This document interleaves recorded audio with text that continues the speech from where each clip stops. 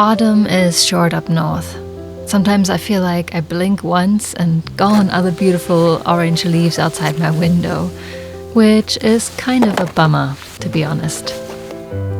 The last real harvest of the year was an abundant one. I still can't believe I grew artichokes so far up north, although I only grew one whole artichoke per plant and maybe one small one each. This was such an accomplishment, and let me tell you, they tasted so good.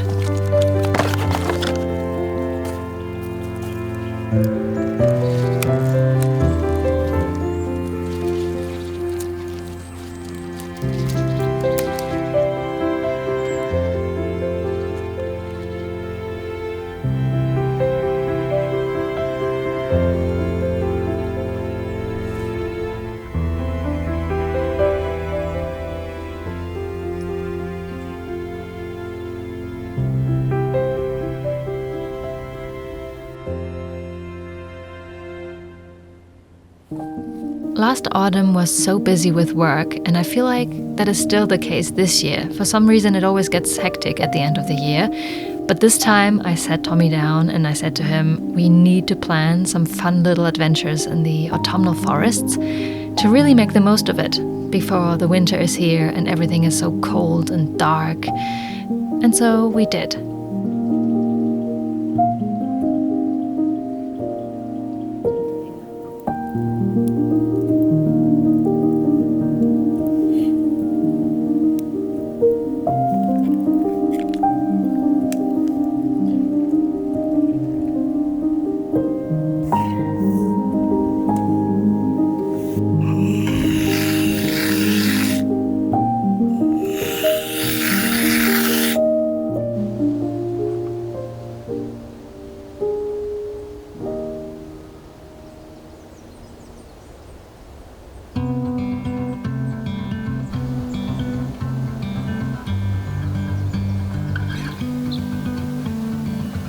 Tommy has been very kindly heating up the fireplaces in the morning.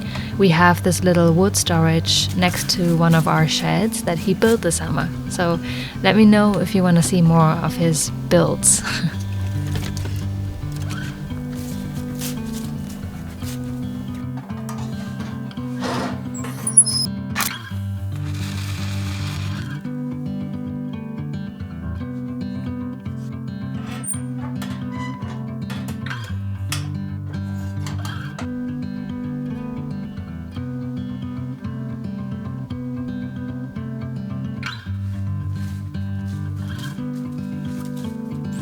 After a much busier autumn than I had anticipated, I'm finally back in the garden and I'm going to plant some spring bulbs today. I've got quite an assortment and I'm very excited. Some I was gifted by some friends and family and some I bought.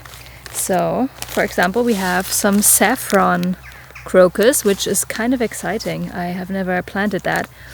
And I think it's gonna flower in autumn next year, and then I can hopefully harvest my own saffron. That sounds freaking cool. I've got some, this is I think fritillaria or something. This is like a really dark purpley thing that I find quite cool. Some tulips, and this is some allium, I think blue one. So yeah, got a few things. Let's do this.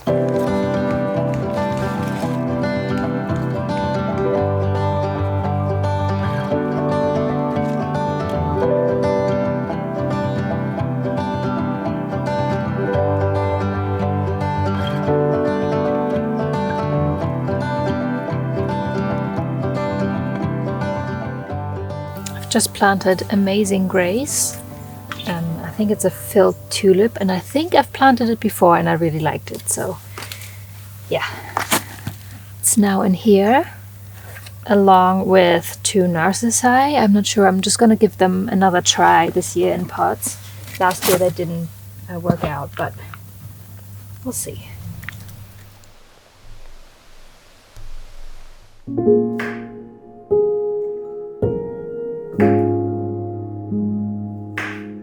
I've been wanting to make water kimchi for a while, and I've picked up some radishes And I'm going to try a recipe from a friend.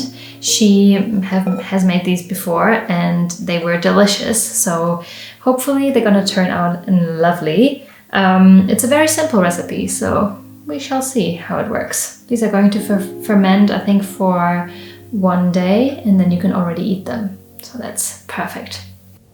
The recipe is pretty straightforward if you've done kimchi before. It's actually from a book called Kimchi. I will link this book down below. But basically you clean the radish and then you salt them with 2% of their weight.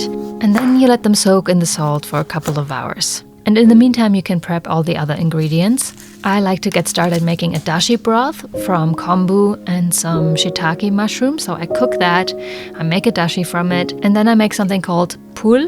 I hope I'm pronouncing it right, but it's basically just a little rice porridge. It's the same one you put in most of the kimchi recipes. So check out the recipe down below. And then it's already assembly time. So you need some ginger, some garlic, apple cider vinegar, that dashi broth, and the pul. And then you close the jar and put it in the fridge. And after a couple of days, it's perfect. So it's been a couple of days. This is what the radishes are looking like now. I think they're super pretty. They have this vibrant pink color.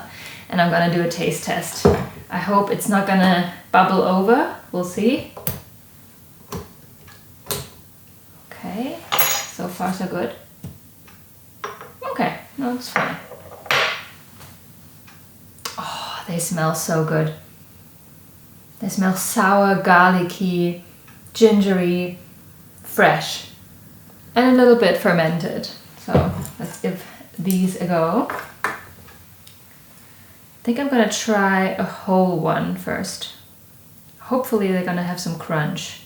That is what I'm after. Cheers.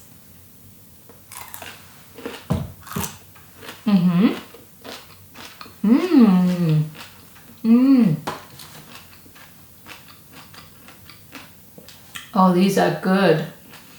Not sure if I want to go in with the same side. I'm going to use the other side for the second one. I want one more. Maybe a small one.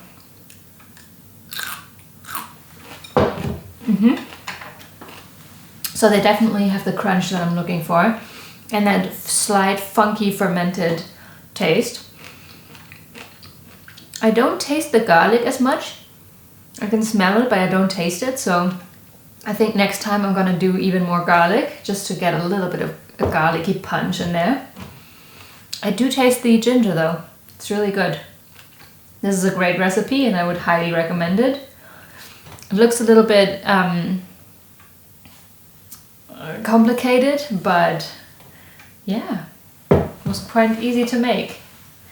And I think you can really, if you put it on a lovely little Japanese plate or something, you can impress your guests with this thing, that's for sure. Anyway, you guys, this is the end of today's vlog. I hope you enjoyed it. It was certainly very fun to make, and I hope to see you in the next one.